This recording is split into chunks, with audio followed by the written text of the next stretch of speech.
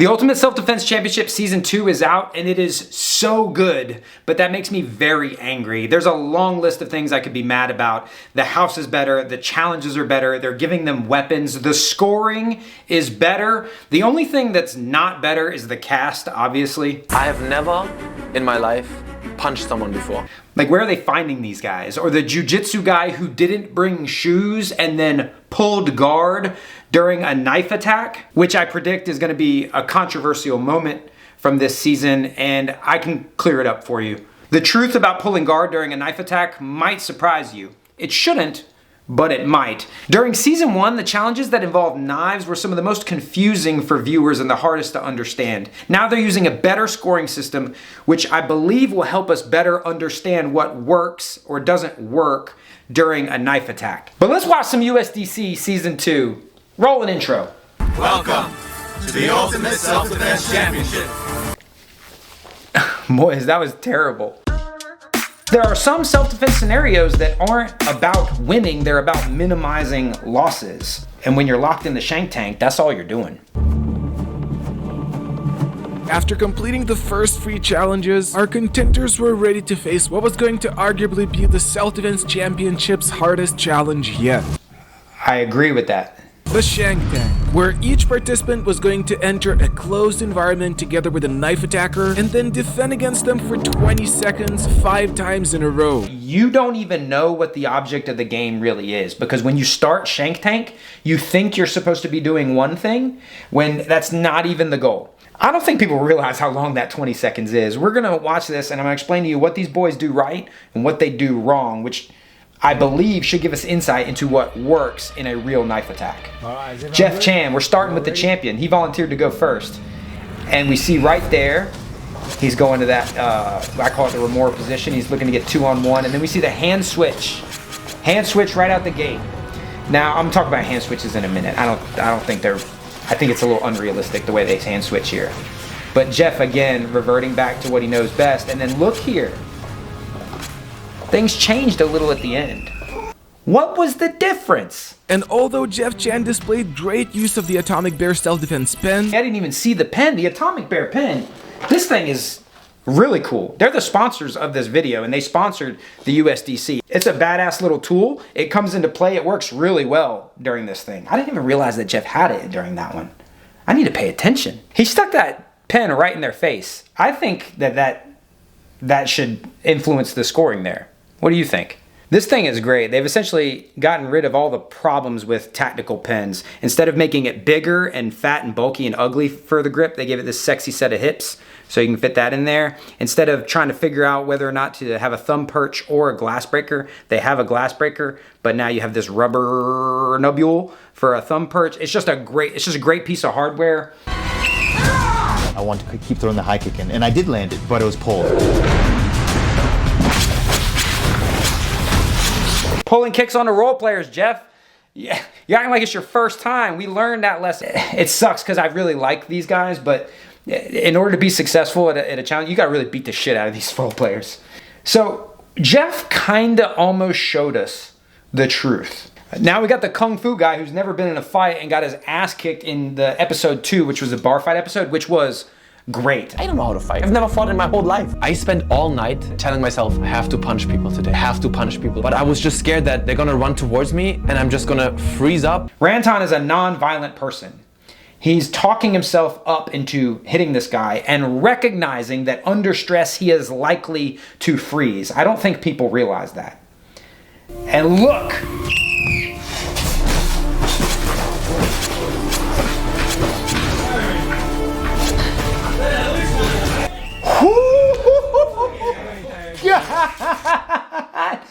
Damn, Ranton with the hands.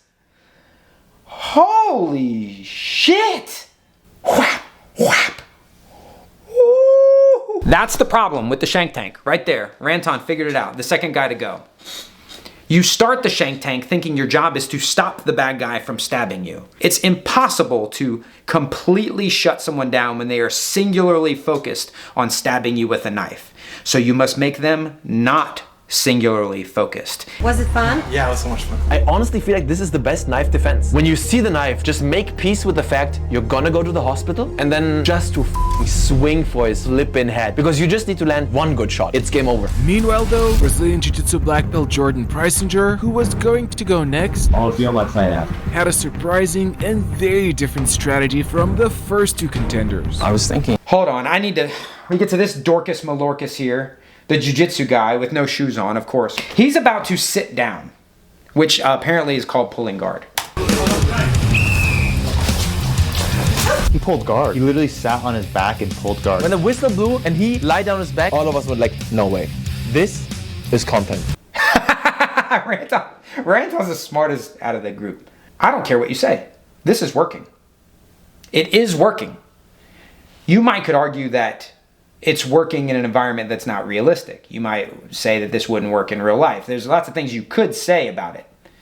But it's working in the context of this game. That's going to be the issue that some of the self-defense gurus that comment on this, I imagine they're going to take issue with this and say, you should never do this. This is bad. Because it won't work. Well, we're watching it work. And we are watching it work within the context of a game. So you're going to have the self-defense people that watch this and say, oh, never do that. And then you're going to have the jujiteros? What are they called? Butt scooters. You're going to have those guys that say, no, jiu-jitsu for the win, just do BJJ, like everyone on Reddit, anytime someone asks any question, just do BJJ. The truth is that pulling guard in a knife fight can work. It can.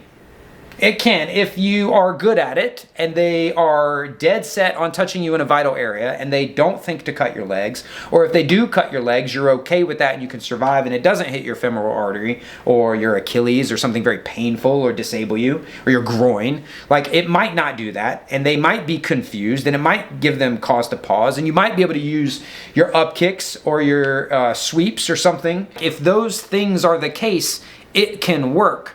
Knowing whether or not those things are the case is the difficulty. That's why trainers will recommend that they prioritize staying on your feet. That might be a little nuanced for the internet martial arts world.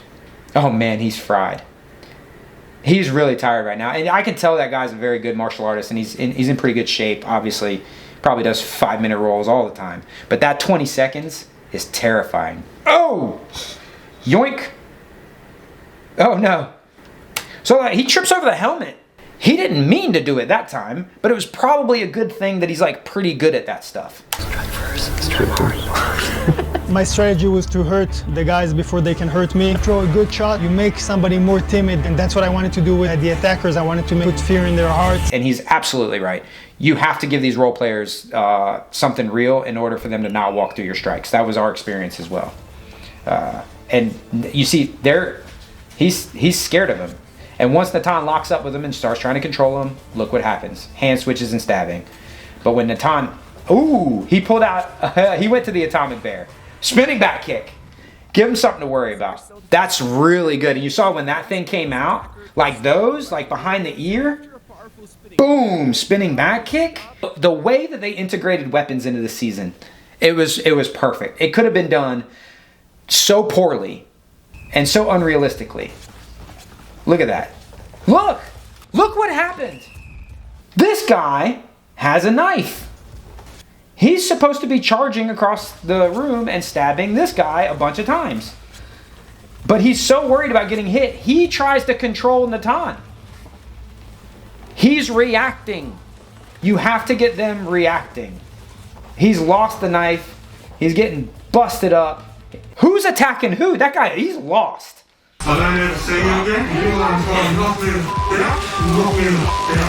No, why would you say that? Hold on, why would you, bro, why would you say that? And now he's throwing down with this guy, crack. He's trying to control the biceps. Boom, crack. Oh, he got him on Bambi legs. He's on Queer Street. Natan completely obliterated that guy, but got stabbed to death, and it was during the portion where he was trying to control those limbs.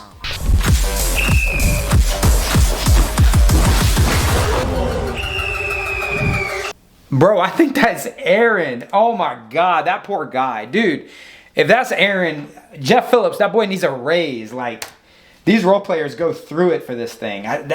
They're the unsung heroes of this whole thing. Yo, fun Jeff Chan fact, that he never wears a shirt unless someone tells him that he has to be wearing a shirt. And it's part of a laundry hack. Like, he likes to travel extremely light, so he never wears clothing, so that he has like less laundry. Now we have the karate nerd. Let's see, did the karate nerd learn anything from our time together?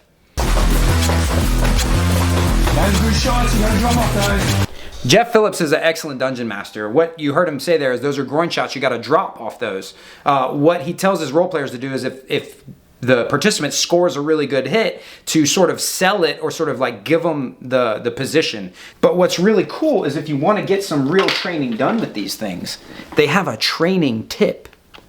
You can screw this on there and it holds it in there, and then you can sort of get a little more crazy in practice. It's still a hard implement. You still have to observe all the safety protocols when you train with a hard implement. But with this, you can actually practice in contact with a human, whereas the teeth on these would chew people up and then no one would want to practice. So that means I can go for the eyes. The judges assessed that Jesse's strike directly to the eyes was a fight stopper, resulting with his second win in a row. Wait a minute. Why is that a fight stopper when Jesse Enkamp does it, but this is not a fight stopper when Jeff Chan does it? Why are you trying to set Jeff up like that, man? Y'all know he's not American, right? He gets slung down and stabbed to death. Look, he's still holding on to the bag. He's got this bag in his hand, and since he has the bag in his hand, he's got a bag in his head. Like, and he's still holding on to that bag, even though it's not doing him any favors anymore. In, he's trying to control the limb. That's good control right there. Good, and attacking back. But they're always going to get free. They'll always get free. And those stabs, your lungs go up there. Like, did you know that? Did you know like a person's lungs like go up to like here? Like if you go inside the scapula and up here, you can get to the lungs from the back. People will turn their back to danger. I think subconsciously they feel like there's no vitals back there. But if you ever wanted to, never mind. Now this guy, Craig. Try not to get stabbed. That's it. You always get stabbed, but you just try and get stabbed as little as possible, really. Yeah. Why did the Shaolin monk who'd never been in a fight and the beer drinking regular guy have the best handle on self-defense?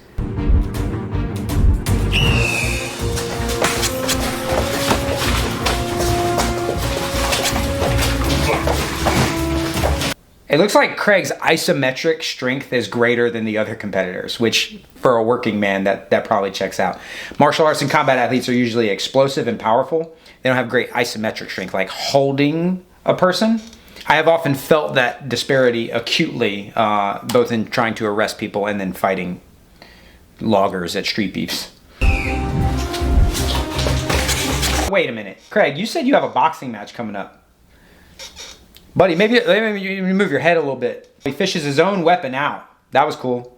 Greg used the Atomic Bear self-defense pen to strike the genitals of his attacker, stopping the round. Unfortunately, it was too late. Yeah, that was too late.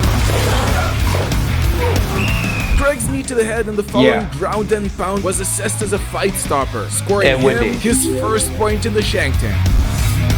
Bingo. Look at this. Look at this. Bingo. Bingo. Who's attacking who? And then break that arm. Take his knife. He goes after him. He's like, come here. Come here. Give me your goodies. Hits him with his own helmet. That is exactly how it's done. Man, I am so pumped for season 2. I've managed to stay spoiler free. I could barely talk to Seth because he has like no willpower when it comes to this stuff. And when I saw Jeff, I said, don't tell me anything. I really thought and was hoping that Jeff Chan would win this one as well. mostly because he beat all of us, and I guess because he's my friend or whatever. But I really like Natan, especially if he delivers on his promise that there'll be no more Mr. Nice Guy. He has the physical tools, and I think he has an understanding of how to win this thing. But Ranton is so clever, and it looks like they're incorporating more opportunities for you to be creative in how you solve these problems. And then again, Craig is just a fucking legend. And then that's before we get into the fact that the karate nerd is literally a walking encyclopedia of martial arts knowledge, and he's a smart guy as well. Gosh, I don't know. Oh, yeah, there's a jiu-jitsu guy too.